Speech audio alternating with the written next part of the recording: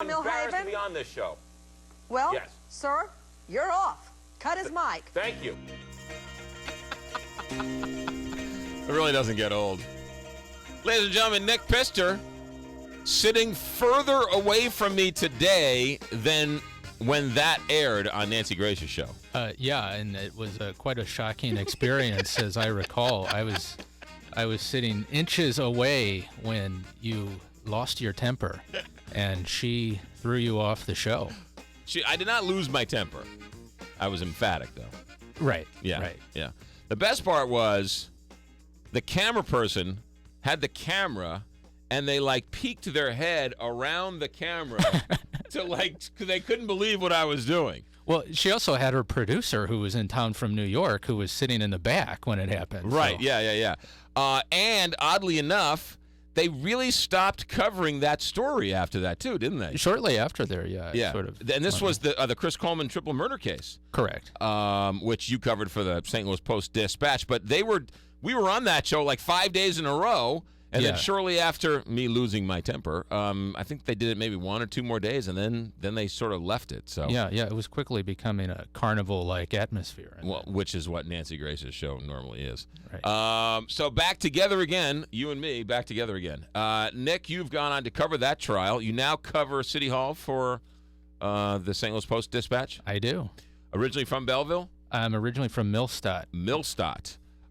And you have written a brand new book.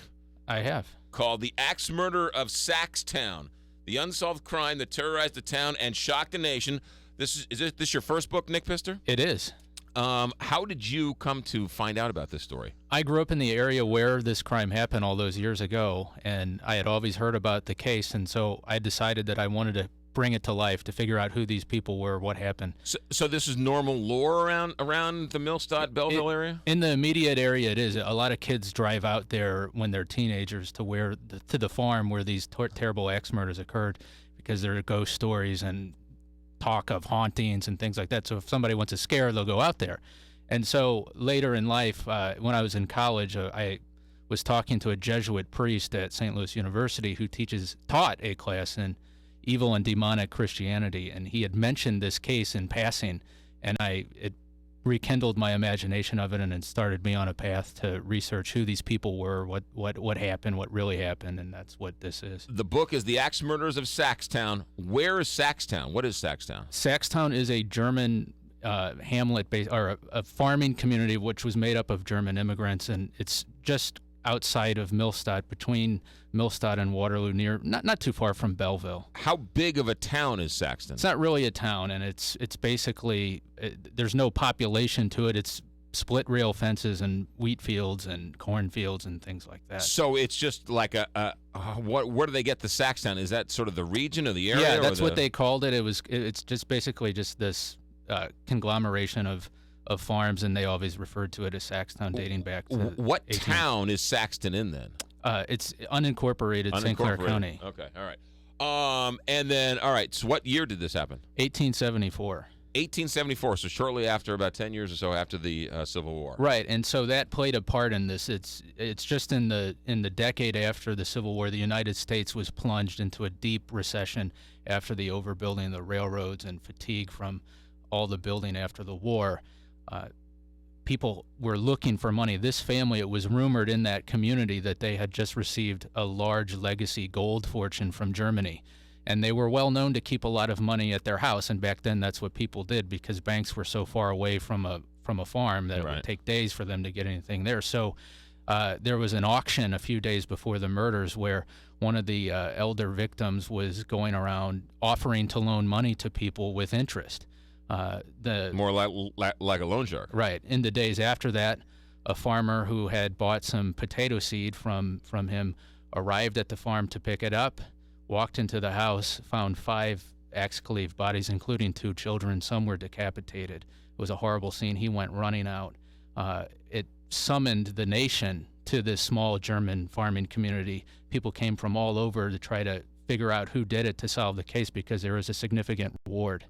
You got 5 dead bodies. Mm-hmm. Sounds in a brutal murder, it sounds like. Correct. In 1874, what is the house still standing?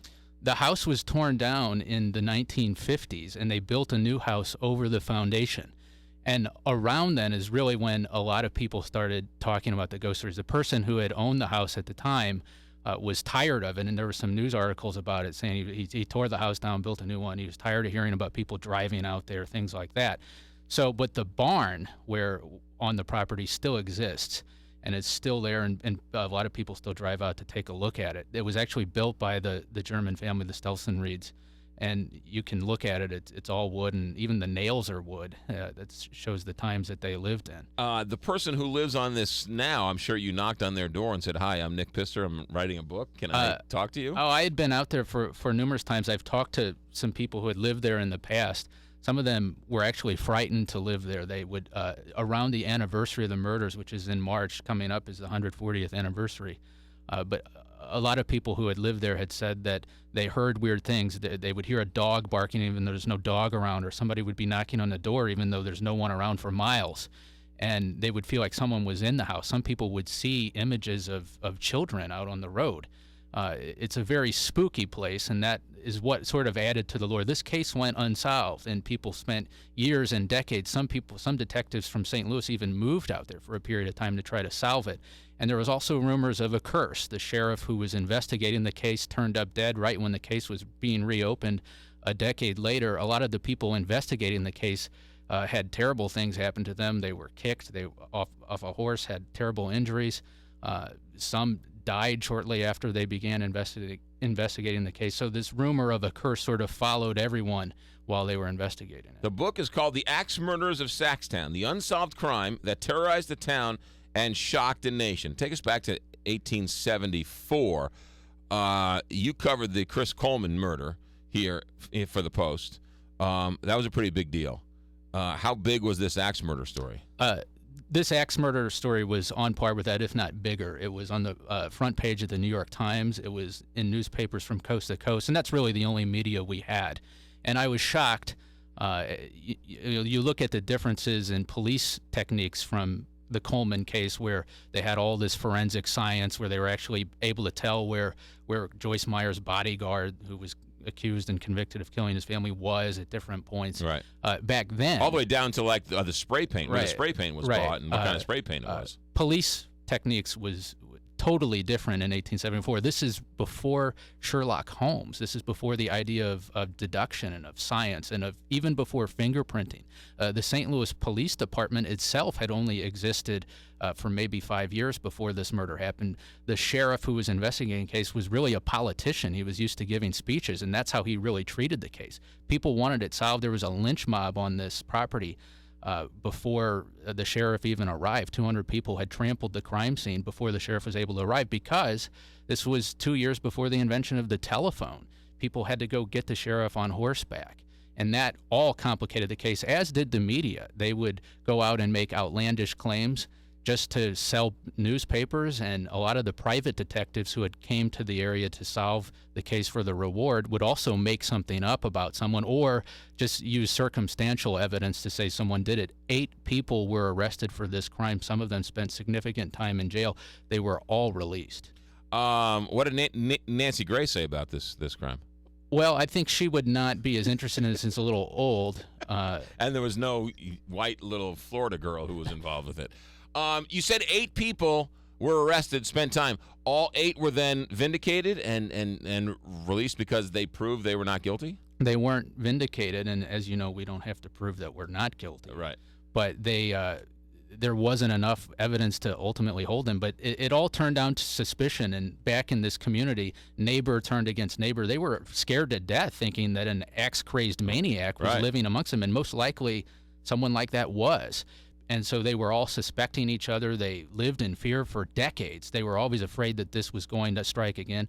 It changed them. They would not talk about having money. They were afraid somebody would break into their house in the middle of the night and chop them up, just like what happened to this family. Did they get any money? The person who did it? Money was missing from the property, and it also came down to inheritance.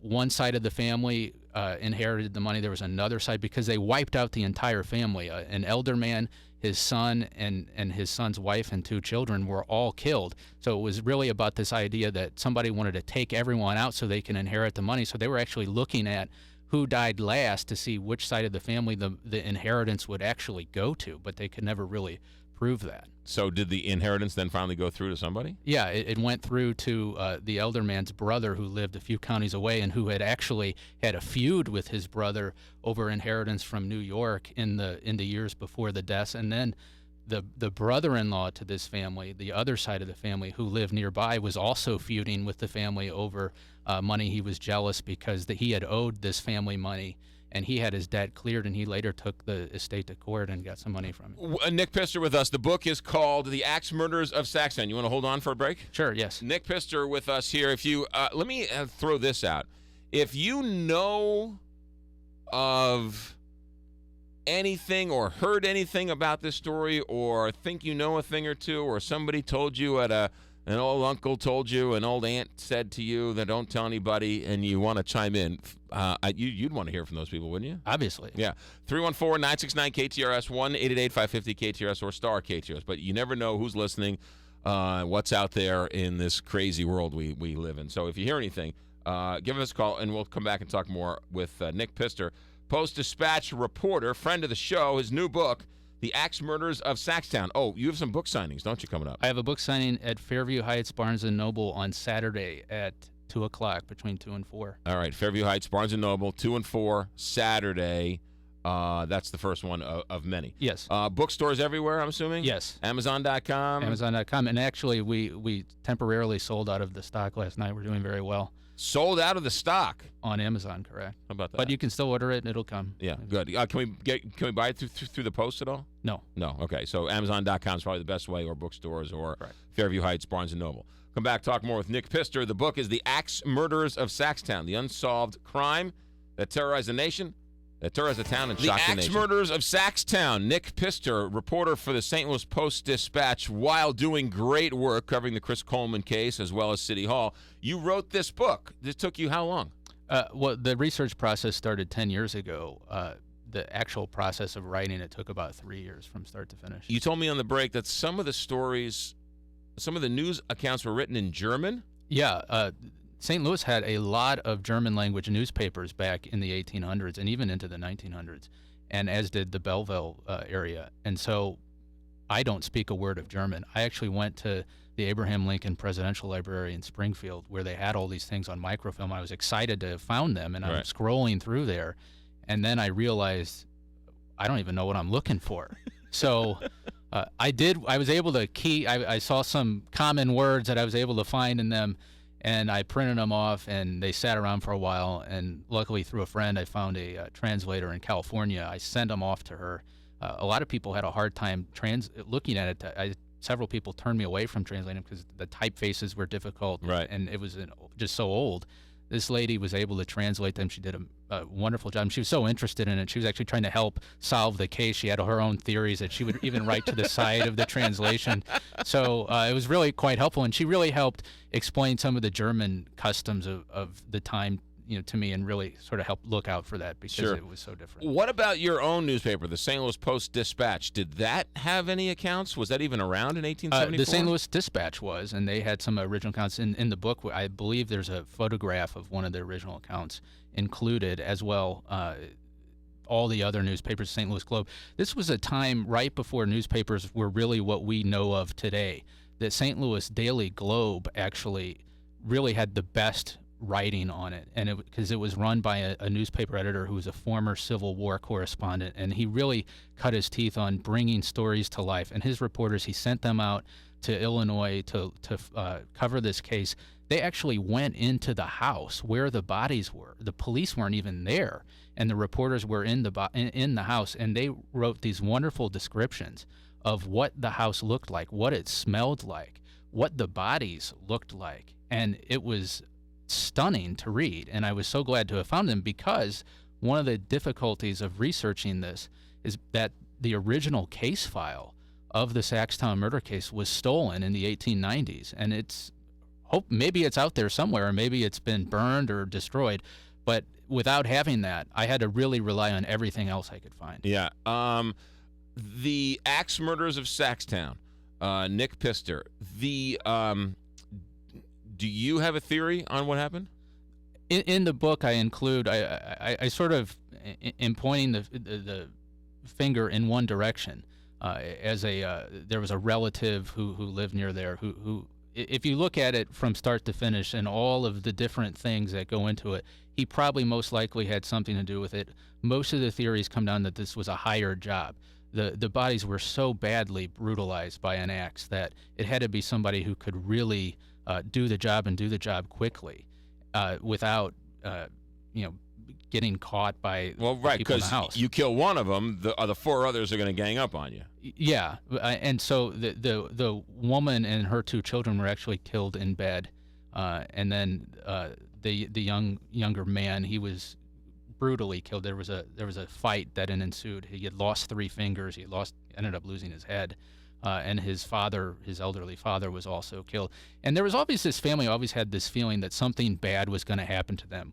When the older man who was killed, when he came over from Germany, he had a terrible life there. He wanted to start something new in America. In Germany, his house had burned down. Somebody burned it down. Then it was struck by lightning and it burned down again. So he said, I've had it with Germany. He comes over to the United States. And he gets killed. He becomes an alcoholic, but he was doing well. He had started making money. His farm was doing well. But he had always felt that God was out to get him. The Axe Murders of Saxton. What's Nick Pistor? It's so fascinating. I'm so glad you did this, and I'm glad you came in to talk about it. What's the one thing while researching this where you were talking to somebody and you're like, oh my, there was that aha moment, like, wow, this is really interesting. There was a suspect who was a brother-in-law to this family. He was an in-law, and he lived nearby. He had been feuding with this family over money that he owed them. For years, I had been researching this case. I'd always could not find out what happened to him. Where did he go? I was looking through ancestry databases. Nobody, and I've asked all sorts of people around, whatever happened to this guy? I could not find him. Finally, one day, I was looking through some records, and he had slightly changed the spelling of his last name, and he had moved to Nebraska after the murders. And I just thought it was so interesting because he had just gotten some money from the estate, and he got out of town. He moved to Nebraska, and he was never seen in St. Clair County again. Yeah. The case is still open? The case is still open, sure. And so when you talk to St. Clair County officials, it's just one of the open cases there? Well, I had talked to them for a long time trying to see, what type of records they have. The case file's been stolen, so it's been a complicating factor. But Brendan Kelly, who's the St. Clair County State's attorney, he was previously the clerk. He actually helped turn up some documents, some court documents that they had originally told me had been lost to fire, but he was able to find them. There were some civil court case files about a slander case because some of the neighbors started suing each other because one would say, hey, he's a murderer, he killed this family. Then they'd sue, and then the other person would sue, and it just turned everybody against each other, and they're all out there fighting in these farm communities, right, accusing each other of murder. So it all ended up in court. It's really interesting. The Axe Murders of Saxton, the unsolved crime that terrorized the town and shocked a nation. You're saying the New York Times covered this? The New York Times had it on its front page several times, as San Francisco covered it. It even made it to Berlin. This case really shocked people because of the brutality of it, because children were killed, because of the many different facets going on, and it was also unsolved. People wanted to know who did it. People were clamoring for justice in this case. They were on. This was when you think of back to the old movies when the people show up with lanterns and they're on the front lawn. That's what happened here, and it all happened here 140 years ago. The Axe Murders of Saxton. Nick Pistor, Saturday, Barnes & Noble. Fairview Heights. 10 o'clock? 2 o'clock. 2 o'clock. That's Saturday. Where else can we get the book? You can get the book online. You can get it in bookstores starting Tuesday, any area bookstore, and it's available nationally as well. So a lot of places. I suspect that you might get a call from Hollywood. And my phone line is waiting. Your phone lines are open. This is a great miniseries. This is a great TV show turned This is great. This has got all the earmarkings. The Axe Murders of Saxton, the unsolved crime that terrorized the town and shocked the nation. Nick Pistor. Good luck, Nick. Thanks for popping in. Glad to be here.